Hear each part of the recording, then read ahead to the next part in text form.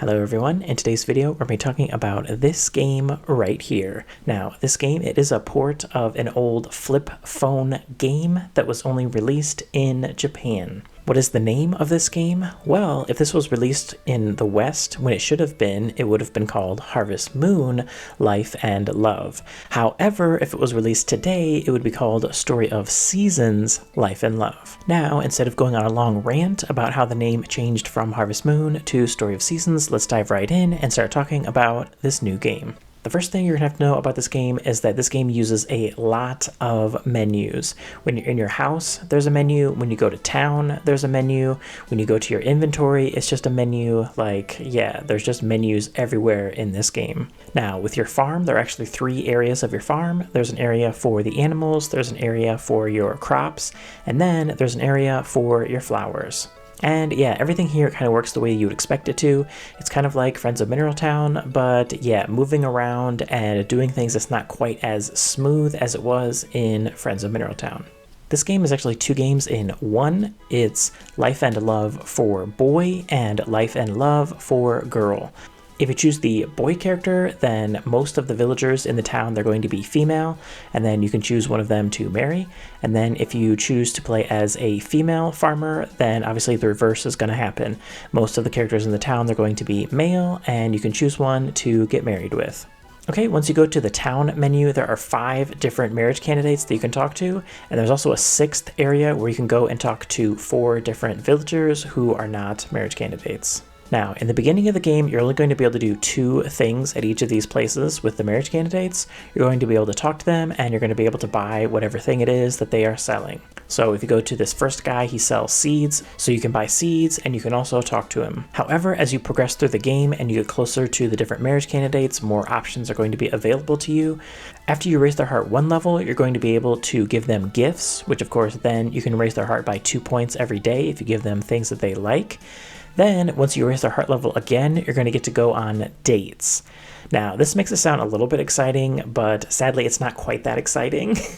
Most of the time, when you go on a date, you're going to go with your marriage candidate, and they're going to say, yeah, I can't wait to go on a date with you.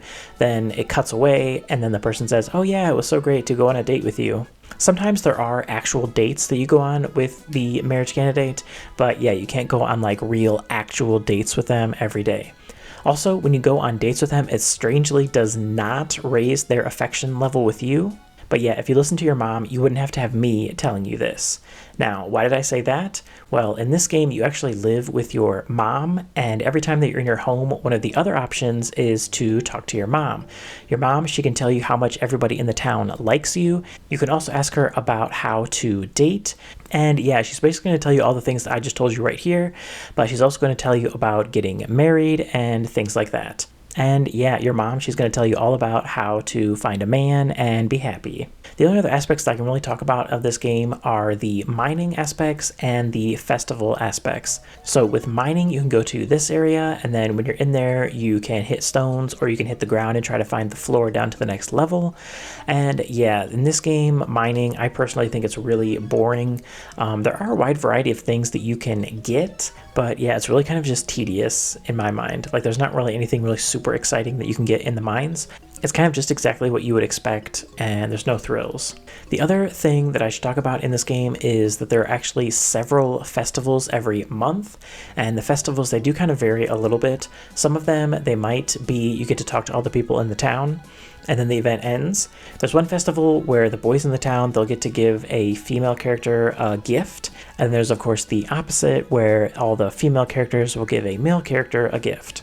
So yeah, that's pretty much how your everyday in this game is going to go. You start on your farm, you can do the typical farm things, and then you're going to go into town, talk to the person that you like, and then go home, sleep, and repeat.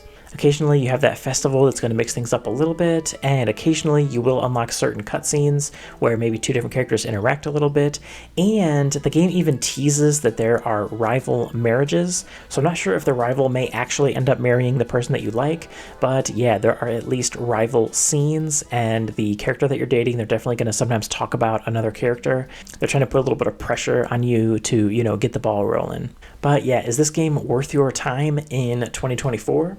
Now, I do have to say that the price is right. This game, it came out for 1,000 yen, which is kind of less than $10. And on top of that, it starts with a sale for 20% off.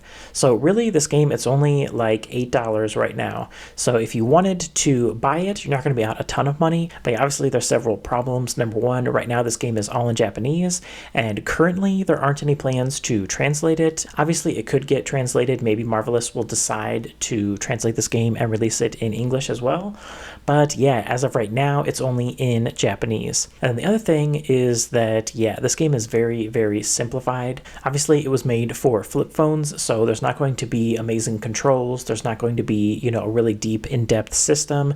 It was meant to just be played in kind of short bursts. And yeah, I might be a little bit biased because I just got done playing Harvest Moon Home Sweet Home and Coral Island.